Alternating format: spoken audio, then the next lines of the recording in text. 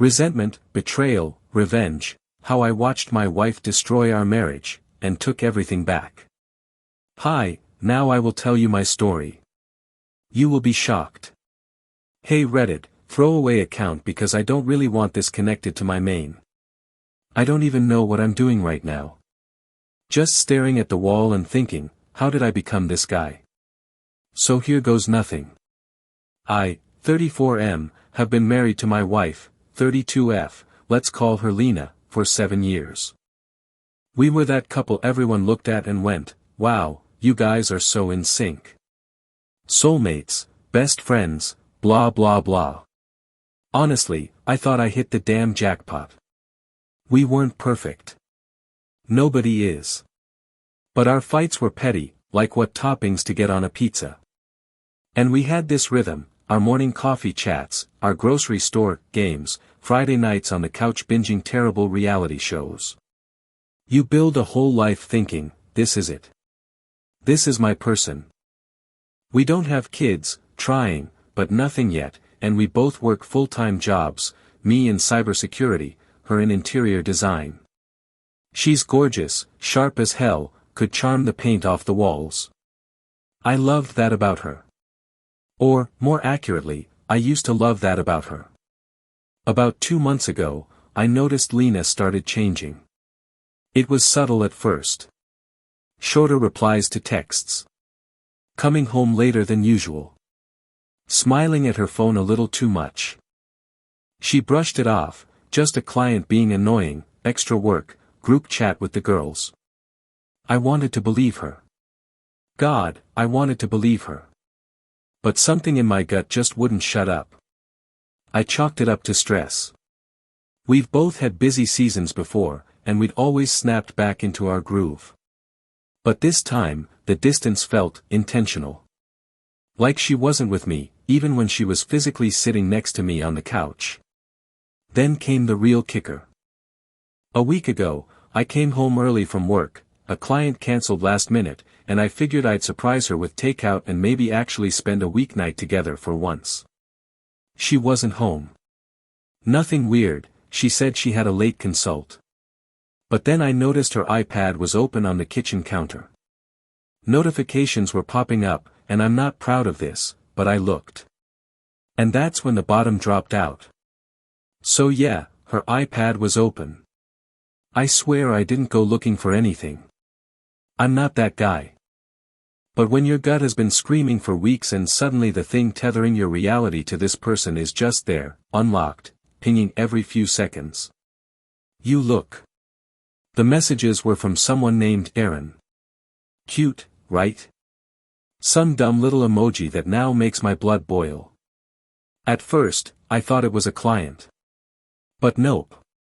The first message I saw was, "Can't stop thinking about last night. You're incredible." My heart dropped. Literally just, thud. I stood there like an idiot rereading that sentence until it burned into my retinas. And then another one came in. Did he say anything? Is he suspicious? That one. That one punched me straight in the soul. I scrolled up. The history was months deep. Photos. Sexts. Conversations about me. Plans to meet. Inside jokes. Nicknames. Things I never heard her say, not in 7 years of marriage. She called me boring. Said I was comfortable, like an old couch. Said she felt alive with this guy. I couldn't breathe. I don't even remember sitting down.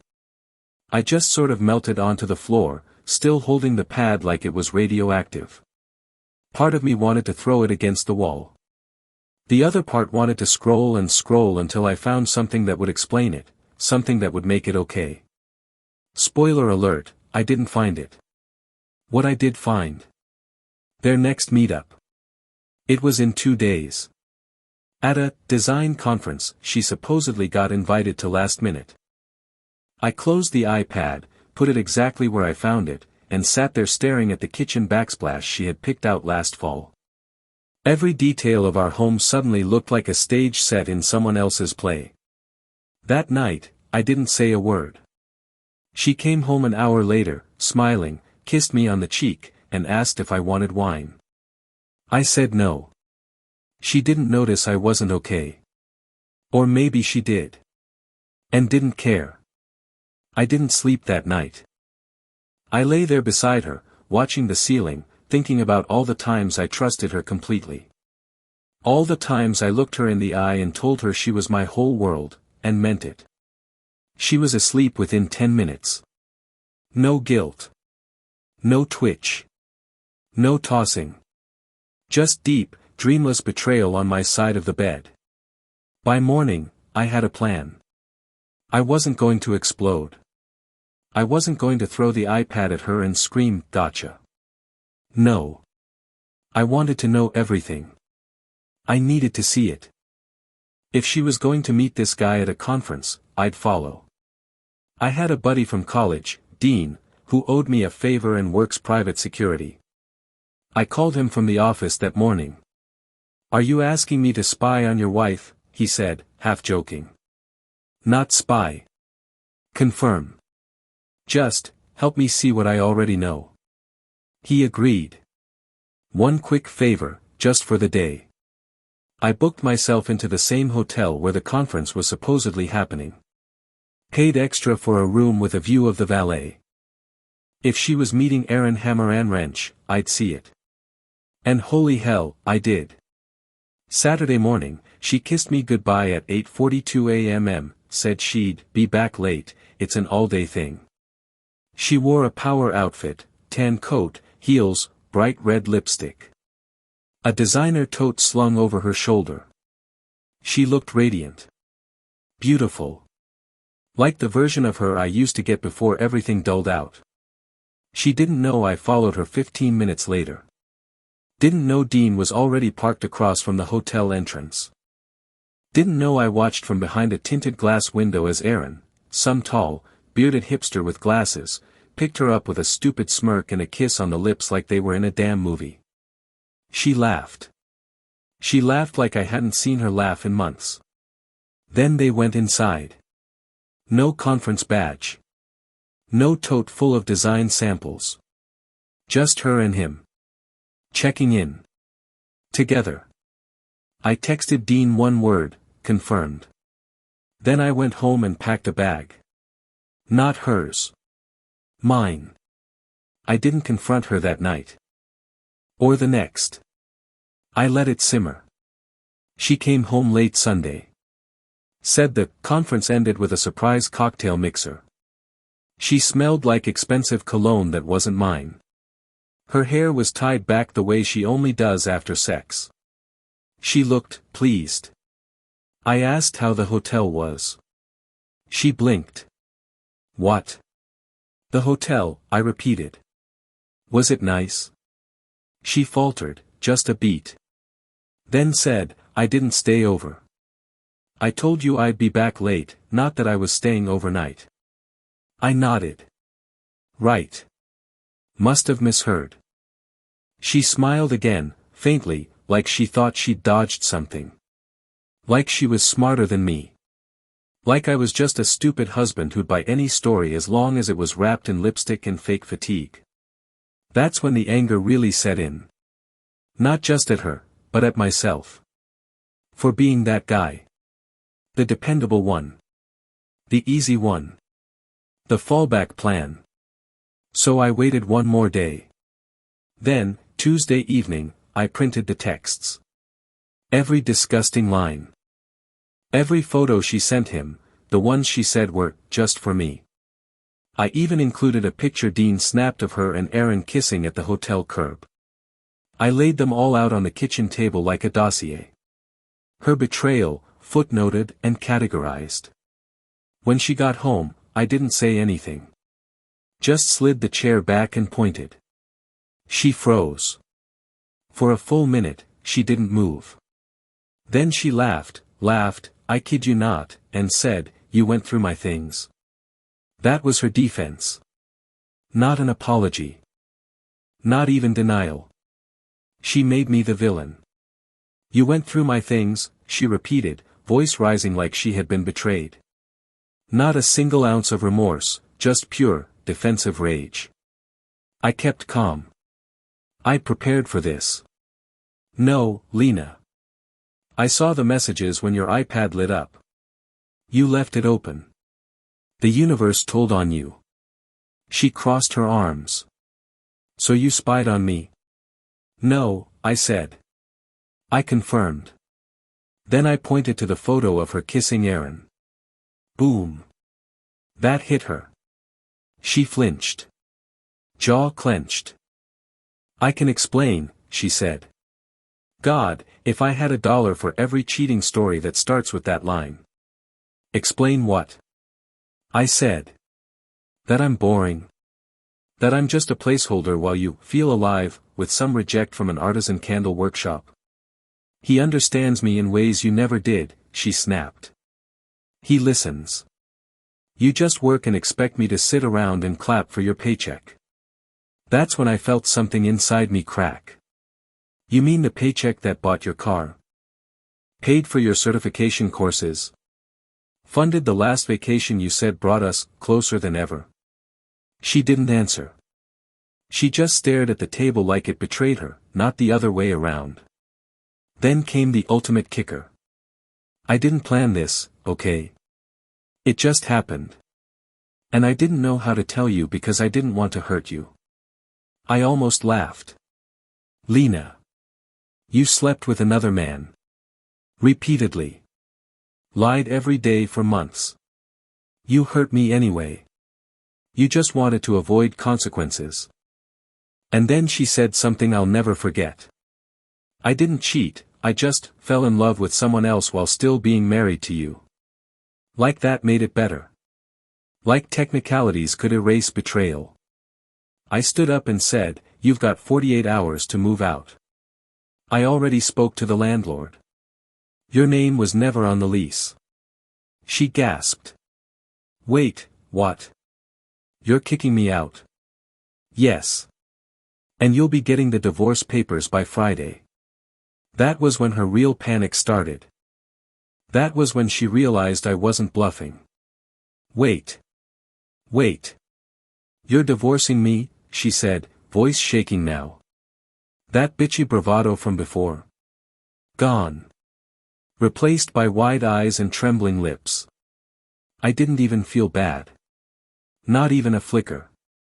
I'd spent months gaslighting myself into thinking I was crazy for suspecting something was off, when it was her all along lying through her teeth. Lena, I said calmly, you made your choice. You picked Aaron and the dopamine of sneaking around over the life we built. She tried walking it back. It wasn't like that. I thought we were drifting apart. You were always tired. Always working. And you couldn't just talk to me. I cut her off. So instead of fixing things, you lit the house on fire and now you're shocked there's smoke. Then came the crocodile tears. Right on cue. I still love you, she whispered. I laughed. No, you don't. You love the version of me that made your life comfortable. You love the security. You love the image. But me? The actual person? You couldn't even respect me. She dropped into the chair, covering her face. I didn't comfort her. She's cried before, hell, I used to hold her through every little thing. But this? This was performative. Then she asked something truly wild. Can we just try therapy first? Before we throw everything away? Oh, now she wants effort. I said, you weren't thinking about therapy when he was inside you. You weren't thinking about saving us when you lied every night and smiled in my face. Don't insult my intelligence. She stood up, shaky, humiliated. Where am I supposed to go? Call your soulmate. I'm sure he'll love sharing his twin mattress with you. After I kicked her out, I expected silence. Maybe some passive-aggressive texts. A dramatic goodbye. What I didn't expect. The full-blown spite campaign. Within 24 hours, she'd updated her Instagram with cryptic quotes, sometimes we outgrow love that no longer grows us. Barf. Then she texted me. You're making a mistake. You're just reacting out of anger. No, Lena. I'm reacting out of being cheated on. She didn't stop there. She reached out to our mutual friends, and told them we had problems for a while, and that I'd been emotionally unavailable. Let me be clear, this woman never once said a damn thing about being unhappy. In fact, 2 weeks before this all exploded, she was showing me new kitchen backsplash ideas for when we renovate in spring. But now, apparently, I'm the neglectful husband and she's some poor, misunderstood creature who needed connection. Her greatest hits included. We were basically roommates. He was obsessed with work. I was emotionally dying. No, Lena. You weren't dying. You were thriving, on lies and double lives. Don't paint yourself a victim because your affair got caught in 4K. Then I found out she'd messaged Aaron Hammeranwrench's girlfriend. Yup. Turns out Aaron was in a relationship too. And Lena's little house of cards started collapsing faster than she could blame me for not hugging her enough. She texted me again. Everything is falling apart. I didn't think it would go this way. Oh, you didn't think? That's funny. You had time to think when you scheduled hotel meetups and sent selfies in lingerie captioned, "Wish it was your hands." She underestimated me. Thought I'd roll over. Thought I'd beg. Instead, I lawyered up. The day I met with my lawyer, I felt something I hadn't in weeks, clarity. I brought everything, screenshots, texts, photos, even the time-stamped image of her kissing Aaron outside the hotel. My lawyer didn't even blink. Just said, "This is airtight." We filed for divorce on grounds of infidelity. Because guess what? In our state, that still matters. She was served at her sister's house 3 days later. I heard from a friend she had a meltdown, screaming, crying, saying I ambushed her. Nah, sweetheart. This was a long overdue response to the ambush you orchestrated. Then came the texts.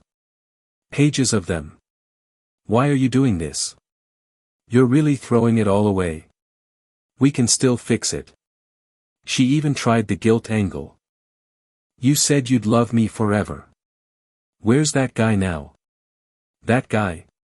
He died somewhere between the sexts and the hotel lobby. But the cherry on top. She demanded half of everything. Half. Of everything. She wanted the car I bought, a piece of the savings I built, and said she deserved support while she rebuilds her life. I laughed out loud. Forwarded the texts to my lawyer. He said, "Good. Let her ask for the world. We'll bury her with documentation. Because you don't just get to set fire to someone's life and ask for a fan to cool down afterward." Oh, and Aaron? He ghosted her. Turns out, his girlfriend found out and kicked him out. He didn't want drama. So Lena, my ex-wife-to-be, was left with a ruined marriage, no rebound, and a lawyer on her ass. She played a dirty game. But I came with the receipts. Word got out faster than I expected. I didn't mean to go public, I'm a private guy. But betrayal like this doesn't stay secret. Our friends started asking why Lena moved out. Why she deleted half her posts. Why I looked like I hadn't slept in a week. So I told the truth. Just once. To one close friend. By the end of the week, the whole group chat knew. She lost every mutual friend we had. One by one, people stopped replying to her stories. She posted a sad selfie with some vague, "growth is painful" caption and the only comment was from a spam bot. Meanwhile, my inbox blew up. Friends I hadn't heard from in months reached out. "Man, I'm so sorry. You didn't deserve that. Let me buy you a drink. Or 5. Apparently, Aaron's girlfriend had receipts too. She uploaded a 7-minute TikTok called, "How I Found Out My Boyfriend Was Sleeping with a Married Woman," and tagged Lena's design profile. The comments were vicious. Lena shut her account down the same day. Poof, her personal brand gone with the wind. I didn't even have to lift a finger. Karma had her playlist on shuffle and Lena was stuck listening. She sent one more text that week. "You ruined my life." Nah. You did that all by yourself. After the dust started to settle, I did something I hadn't done since this all began. I sat still. No screens. No emails. Just me, on the couch, staring at the empty corner where her stupid decorative ladder used to lean. You know, the one with the pointless blankets no one ever used. And I finally let it hit me. This woman, this person I trusted with everything, was a lie in a pretty dress. A facade wrapped in Pinterest boards and fake empathy. Every "I love you" suddenly felt like a script. Every morning coffee like a scene in a sitcom I didn't know was ending. And the worst part? I spent the first few weeks wondering what I did wrong. Was I not affectionate enough? Too focused on work? Did I miss some critical moment where things broke and never got fixed? But the more I dug, the more I realized, there was no moment. She chose this. Cheating isn't a slip. It's not a mistake. It's a decision made over and over again, every time she texted him. Every time she smiled at me with his hands still on her skin. Every time she said, "I love you," with his breath still in her lungs. And still, I was the one sitting there questioning my worth. That's the part that rots you. You start wondering if you were ever enough. And the answer I came to? I was more than enough. She just wasn't worthy of it. She didn't need a better man. She needed a weaker one. I never keyed her car. Never posted screenshots. Never screamed in her face or begged for answers. Instead, I became radio silent. And that was my revenge. Because narcissists like Lena don't crumble from anger, they feed off it. What they can't handle is indifference. The absence of access. The finality of the door slamming shut without a word. I blocked her on everything. Didn't even reply to the "please just talk to me" voicemails. She tried emailing me once with some nonsense about how we shouldn't end this way. Too late. But I had one last move. She'd left a bunch of her stuff behind, too painful to sort through, she claimed. I boxed it all up, paid for shipping, and sent it to her sister's place. Inside the box, on top of her makeup bag and jewelry roll, I placed a single envelope. No words. No note. Just one printed photo, her and Aaron, time-stamped and mid-kiss outside the hotel. She signed for it herself. I know because I paid extra for the delivery confirmation. Cold? Maybe. But deserved? Absolutely. After she was gone, the house felt quiet. Not peaceful. Not yet. Just vacant. I donated half the furniture, tossed the scented candles, and took down every wedding photo. Scrubbed the walls, like Betrayal had left grease stains on the paint. It felt symbolic. If I could get her smell out of the rugs, maybe I could get her claws out of my mind too. I started going to the gym again. Not for revenge body nonsense. Just to feel strong in a world that made me feel small. I picked up kickboxing. Therapy. Steak dinners for one. I said yes to things I used to skip because she wasn't in the mood. I slept diagonally across the bed and liked it. My therapist helped me see it clearly. I wasn't grieving her. I was grieving the version of myself who believed love was always safe if you were loyal enough. That guy. He's gone. The man I'm becoming. He's sharper. Wiser. Scarred, but stronger for it. And damn if I don't sleep better without checking to see if her side of the bed is empty. Because now. It's supposed to be. About 6 months later, I met someone. No, this isn't some rebound story or fairy tale ending. Her name's Claire. We met at a friend's barbecue. She was wearing a hoodie, no makeup, and schooling people in cornhole like it was her job. She didn't ask about my past right away. She wasn't overeager or weirdly intense. She just existed.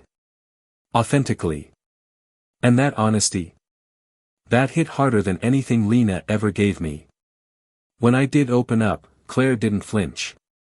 She didn't offer clichés or, at least you learned something, garbage. She listened. Held space. Told me I wasn't broken. And you know what? That made me realize I never was. I was just exhausted from carrying someone else's lies on my shoulders for too long. With Claire, I'm not chasing trust or earning love like a currency. We just are. I take it one day at a time. No expectations. No timeline. But here's the kicker, I smile now. Like, really smile. And for the first time since this all blew up, I don't feel like a victim or a fool. I feel like a man who survived a storm and found solid ground again. If you're reading this and your gut says something's wrong in your relationship, listen to it.